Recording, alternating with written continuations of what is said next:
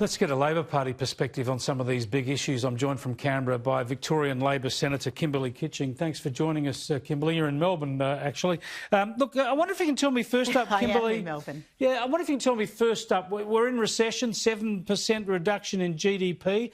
To what extent has this been brought on by the pandemic, and to what extent have our lockdowns across this nation's done this? I mean, how much of this could have been avoided? Well, I think, of course, the economy was already stagnating well before the coronavirus pandemic. Remember, we were very reliant on immigration in order to stave off a recession. So this government, they often pride themselves on being good economic managers, but in fact that has not been the case. And of course, federal government debt last year was nearly $500 billion. We're having all that argument sort of before Christmas, but it's all about the pandemic now. And obviously we're going to get some economic damage from it, but the lockdowns have been done that surely have slowed down the economy primarily. Yeah, and of course we won't, this is for the June quarter, so we won't have the effect of the Victorian lockdown until the next quarter, or until we come out of this very strict lockdown that Victoria is in currently. But I think that obviously what we do need is we need a plan. We know that the government themselves have said that we're going to have another 400,000 people unemployed over the next few months. Obviously these are serious issues, and there are going to be a lot of people hurting around Christmas time. So, Chris, what we do need is we need a jobs plan. The budget, of course, is being delivered. Usually it's obviously in May. It's going to be delivered in the first week of October. And maybe the government, through that document, will give us a steer on how they're going to deal with the recession, and also what they're going to do for jobs. Yeah, but what about finding out what Victoria's going to do? We haven't even got a plan from the Labor Premier of Victoria yet. We're not going to get it till Sunday as to how he's going to get your state moving again. What is he doing to Victorians? Look, it's obviously been a very difficult period. I know that mine is not the only electorate office. I know this is across the parties. In fact, where there's a large number of calls from people who are suffering and who are reaching out for example, for mental health services. And obviously there's a high level of anxiety in the community. We will get a roadmap out of, hopefully out of stage 4 on Sunday from the Premier.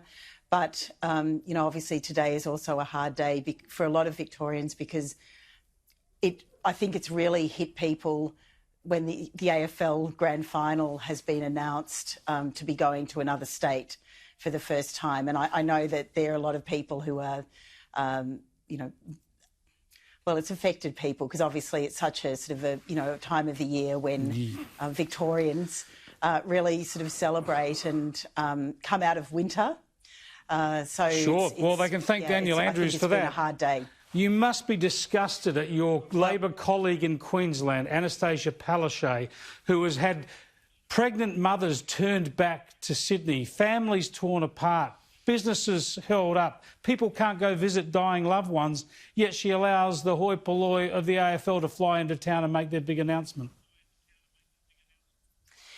Look, I think the unit that Anastasia set up to deal with urgent medical cases, I think that was a good step. It probably was belated. And I think everyone, when they heard the story of that mother and the unborn twins, I think their heart broke for them. But Anastasia Palaszczuk, it's up to her to fix this, right? It's up to her leadership to say that there should be exemptions. Immediate exemptions for humanitarian or medical cases. And she set up a unit now to review those cases so that they can be dealt with expeditiously. And I think that does need to happen. Sounds like bureaucracy to me. The National Cabinet is meeting on Friday. Well, I hope not. And I think every Australian would hope it's not. How much but do you reckon? The National Cabinet is meeting on Friday. Yeah, I hope they bang some heads together. Is meeting on Friday. And, of course, the Prime Minister's been spruiking that as a really good decision-making body, bipartisan, it doesn't matter what colour your political party is, sort of thing. But I think the rubber will hit the road on Friday to see whether he is able, to also have a roadmap out of how we're going to be dealing with this, because, we are going to have to, lives need to be protected. Yep. And I think that what we've seen in Victoria is that we've seen that people, what has happened in Victoria, if there hadn't been the border restrictions, they could easily have gone into places like the Gold Coast. Senator, because a lot of Victorians, as you know, Chris, like to go north in the winter. Not anymore. Senator, thanks for your time. Thank you, Chris. Thanks. Senator Kimberley Kitching there. Maybe the Grand Prix will leave Melbourne too. Maybe the Grand Prix will go back to Adelaide. We'll see what they can stuff up next.